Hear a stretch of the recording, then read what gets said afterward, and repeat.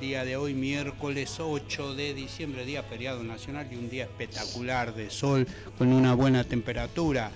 Bueno, ahora estoy en comunicación telefónica con la compañera Giovanna Bendezú, que es peruana, que reside acá en la Argentina, en Buenos Aires, que es militante del movimiento Nuevo Perú, que le damos la bienvenida a Mediodías con la RAC. Buenas tardes, Giovanna, te saluda Emilio, ¿cómo estás? Buenas tardes, Emilio, ¿qué tal? Muchas gracias por la llamada. Bueno, en primer lugar, gracias a vos, íbamos a hablar la semana pasada, pero estabas ocupada rindiendo tus exámenes para recibirte de abogada en la Universidad de Buenos Aires.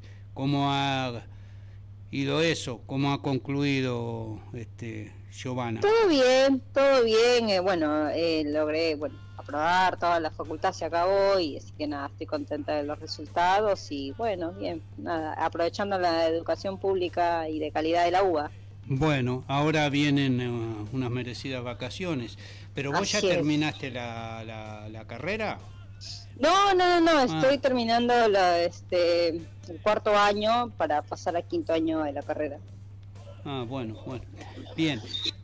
Bueno, mirá, quería hablar con vos por toda esta situación grave que hay en Perú, que la venimos analizando en varias oportunidades con vos desde acá del programa, y en particular lo que pasó últimamente, ¿no? Esta nueva embestida de la ultraderecha peruana para destituir al gobierno del profesor Pedro Castillo, que pudo sortear este momento difícil, ¿no? Porque no alcanzaron los votos en el Parlamento, ¿no? Pero siguen desde todo el tiempo, lleva 4 meses y es permanentemente las embestidas que tiene la ultraderecha para voltear el gobierno desde un golpe parlamentario, ¿no?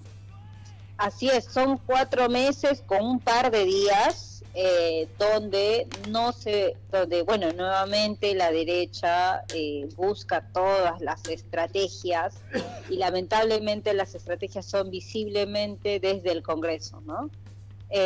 Donde la mayoría de la bancada es la derecha y bueno, cuando se inició el Congreso había una esperanza de que como segunda fuerza estaba a la izquierda, iba a ser y Castillo iba a tener el respaldo de un Congreso, no en su mayoría, pero de un buen sector que iba a apoyarlo, ¿no? Pero bueno, en ese sentido, la verdad que en mi país, el más del 70% de los peruanos tienen un rechazo hacia el Congreso, ¿no? Porque justamente tienen este tipo de papeles, ¿no? Claro. De generar más conflicto entre el Ejecutivo, el Legislativo, destituir presidentes, porque ya lo han hecho 2 veces, y como que su único centro y focalización de atención es destituir gobiernos, claro, ¿no? Claro. En vez de generar leyes a favor de la comunidad peruana, a favor de los peruanos en distintas partes del Perú y también los peruanos en el exterior, que los peruanos en el exterior tenemos 2 congresistas que nos representan en el Congreso, pero que lo único es simplemente juntarse para poner trabas a un gobierno que ya fue electo democráticamente, e incluso hasta la OEA dio su visto bueno, o sea, pero es una medida de salvajismo de la derecha, incluso hasta un poco absurdo y tonto, porque ya todos los números de todas las cifras de la votación dieron a Castillo por resultado, pero bueno, Claro. hay un gran sector de la política de la derecha en el Perú que no asume su derrota. Entonces, como pataleta meses tras mes, porque esta es la segunda votación para destituir a Castillo, no es la Ahora, primera. esta es una, como vos decías, una particularidad de Perú, de la política peruana o de las clases dominantes en Perú, que se han concentrado en el Congreso, que están todos los reaccionarios, la derecha, los contra los intereses populares metidos ahí, y que en otros países de América Latina, podemos ver en Bolivia o como hubo en otros momentos acá en Argentina, en Chile, ha habido golpes de Estado, pero en Perú, como vos decís, es el gobierno es el Congreso el que destituye los gobiernos, porque ha habido una cantidad de gobiernos en los últimos años y ha tenido como ente destituyente al propio Parlamento, ¿no? Así es, por eso es que los peruanos, en una de las últimas encuestas, y me sumo también, que hay un 70% de disconformidad con el Congreso, no de ahora, sino ya llega una tradición, ¿no? Que el Congreso, en estos dos últimos periodos de Congreso se han focalizado en desestabilizar gobiernos, ¿no? Claro. Tanto así que Vizcarra, el anterior, bueno, ni siquiera, porque bueno, en 5 años tuvimos como 4 presidentes, ¿no? Todo por culpa también del Congreso.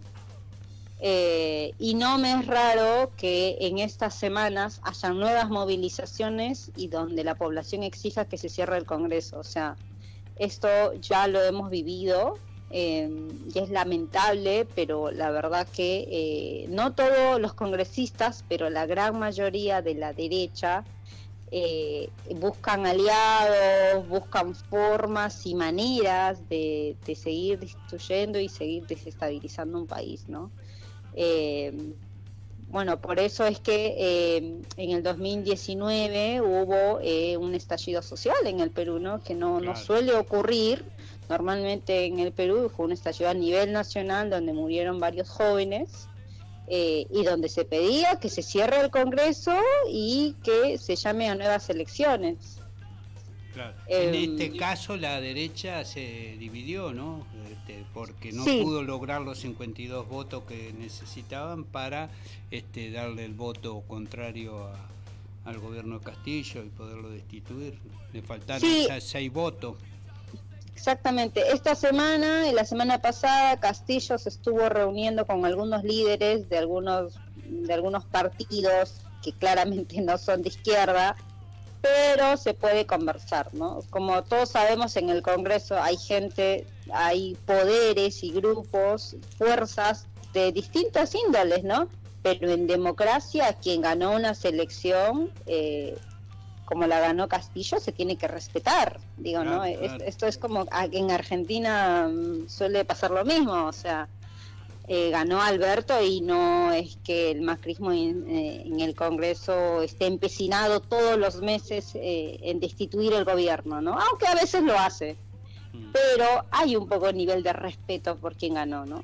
En el Perú claramente no lo hay, por eso hace 4 meses siguen persiguiendo al gobierno de Pedro Castillo para destituirlo, ¿no? Y bueno, eso le impide poder gobernar, ¿no? Y aplicar el programa por lo cual había votado la mayoría de los peruanos, sobre todo los peruanos pobres, los campesinos, los trabajadores. Sí. Es decir, totalmente, es una lástima, por eso te decía que no me sonaría raro que en las próximas semanas haya una convocatoria y cerrar el Congreso, porque la verdad que no está ayudando este Congreso. Y bueno, por eso ayer se realizó una movilización a nivel nacional donde se apoyaba al gobierno de Pedro Castillo. Claro. O sea, aún con 4 meses y que el gobierno no haya implementado ¿no? las promesas que había hecho, todavía hay un pueblo que confía en él y que sabemos que si no se está realizando todas las promesas que se había dicho al pueblo peruano, es porque también hay un Congreso que claramente no está apoyando, no está ayudando y está poniendo, está paralizando. Esto de que vos decís que hubo una movilización, ¿no entendés qué es lo que debería apelar el presidente Pedro Castillo, ¿no? Frente a todas estas maniobras destituyentes, de tipo golpista parlamentario de la derecha que ha puesto palos en la rueda para avanzar en su gobierno durante 4 meses, apelar a la fuerza popular, al pueblo, a la movilización y denunciar a los golpistas como tales, ¿no? Con nombre, apellido, quiénes y quiénes. Sí, así es, por eso ayer la movilización fue muy grande, fue en distintas regiones del Perú, donde justamente mostramos el apoyo a Pedro Castillo y esperamos, pues, ¿no? O sea, que el Congreso O sea, sinceramente te digo que a veces preferimos que no haya un congreso en mi país, tipo, porque pasa esto siempre, o sea, para mí lo más grave de esto es que la derecha, cuando está en el Congreso, trata de naturalizar en que se puede destituir a presidentes de la noche a la mañana, que no sirve para nada las elecciones, porque son ellos al final que van a querer elegir a su presidente como sea, ¿no? Y además con argumentos, la verdad, insólitos, pueriles, sí, como de eso de inhabilidad moral por hacer tal cosa o de incapacidad moral. Claro. Que es una figura que no tiene sustento legal, es una figura muy ambigua que puede caer de todo, pero lo más ilógico es que la persona que promovió la moción de vacancia, Pedro Castillo, es una persona que tiene investigación por estar en un partido político que tiene cercanía a organizaciones criminales en Lima. Sí, o como la acusación que se le ha hecho de corrupción por una reunión con una empresaria cuando la derecha peruana, si hablamos de su principal representante, Keiko Fujimori, tiene un juicio por corrupción que va a tener que rendir cuenta en principio en algunos meses y tiene un pedido de 30 años de cárcel, ¿no? Sí, así es. Así es, o sea, claramente los que están pidiendo la vacancia son personas que están metidas en todo corrupción y en procesos que están siendo ejecutados. Pero bueno, en el Perú también para salir un poco del proceso legal de estar investigado es la famosa privilegio que tienen los congresistas de que no se los puede tocar, ¿no? Tienen inmunidad parlamentaria. Claro. Giovanna, Pedro Castillo en el discurso que dio hace unos días denunciando las tentativas de destitución hablaba de 3 prioridades en su gobierno. A ver si vos nos podés explicar. Uno, que era masificar el gas para los peruanos. El segundo, el renegociación de los contratos que tiene el Estado. Y después cobrar las deudas históricas con la segunda reforma agraria. Explícanos esto, que parece que es el programa mínimo o inmediato que tiene el gobierno del profesor Castillo. Sí, con el tema de la segunda reforma agraria es algo que ya se había anunciado hace un par de meses en Cusco. Ya hay todo un programa, pero bueno, lamentablemente no se está pudiendo ejecutar por las razones que ya lo habíamos explicado.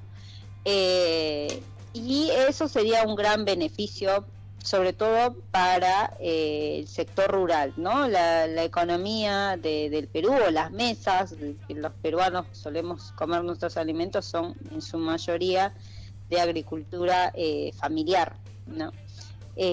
Claramente es un sector que ha sido desfavorecido, ¿no? Primero tuvimos la primera reforma agraria en el gobierno de Velasco, pero eso no ha alcanzado. Entonces la idea es dar créditos financieros a muy bajo costo, industrializar los campos también, y sobre todo que los productos de las familias campesinas puedan dejar de tener esta monopolización de algunas empresas nomás para la exportación y sea otro tipo de dinámica, ¿no? Claro. Eso en el sentido de la segunda reforma agraria. El otro, bueno, el rol del Estado frente a sus recursos naturales, ¿no? Según la Constitución que dictaminó Alberto Fujimori en el 93, el Estado está atado de manos, no puede realizar, no puede ser empresa. En mi país es así, el Estado no puede hacer empresa justamente para poder tiene contrato con empresas monopólicas, privadas, empresas incluso internacionales para la explotación de los recursos, ¿es así? Exactamente, sí, es muy dependiente de las empresas monopólicas, entonces por eso también es que se pide una nueva constitución, sobre todo en el capítulo de la economía, ¿no? Porque es un Estado dependiente de lo privado y bueno, tampoco hay unas tasas que regulen realmente lo tributario, ¿no? Y bueno, uno de los candidatos a la presidencia es una persona que tiene todo un monopolio de los trenes del Machu Picchu, por ejemplo, y que tiene una deuda millonaria al Estado peruano. Claro. Pero bueno, tiene una representación política y parlamentaria, lamentablemente también. López Aliaga se llama el señor, y que bueno, usa sus recursos justamente para seguir desestabilizando este gobierno, ¿no? El señor es un ejemplo nada más, después hay muchos. Claro. Y lo tercero que tiene que ver con el gas para los peruanos, sí. Masificar el acceso al gas a los peruanos, ¿cómo es eso? Sí, la verdad que ahí, bueno, en general, ¿no? Los peruanos estamos muy retrasados en eso. Justamente una de las prioridades es eso del gobierno de Pedro Castillo, de poder masificar y incluso, ¿por qué no estatizar la empresa de gas, ¿no? Porque justamente un balón de gas, una garrafa, como le dicen acá, está a más de $30. Entonces es mucho, y en el campo, las zonas más rurales, es más caro todavía.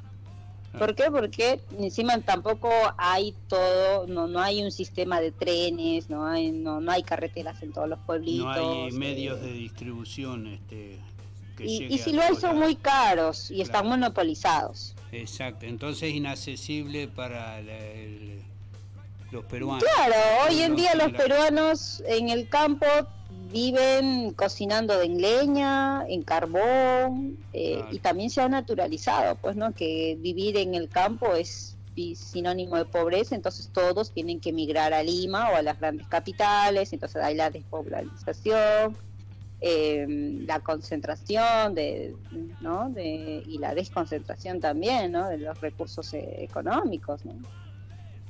Claro. Bueno, entonces que este recurso natural del Perú llegue a los peruanos, ¿no? Llega a su domicilio, a la familia, más o el gas, un elemento hoy imprescindible, ¿no? Como claro, o sea, un derecho básico, vamos a decir, claro, como la electricidad, el gas, el agua.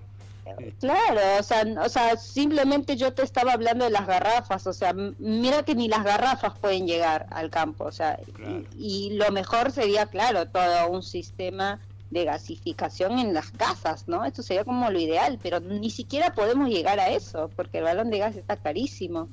Claro. Y no llega tampoco a todo. Y es una empresa monopólica privada la que produce y distribuye el gas en Perú. Así es, como casi todos los recursos. La verdad que no tengo ni un ejemplo de algo que sea del Estado.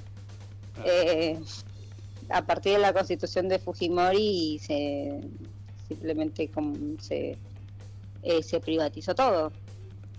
Claro. Como en un momento acá hizo Menem, que entregó las empresas públicas como Menem.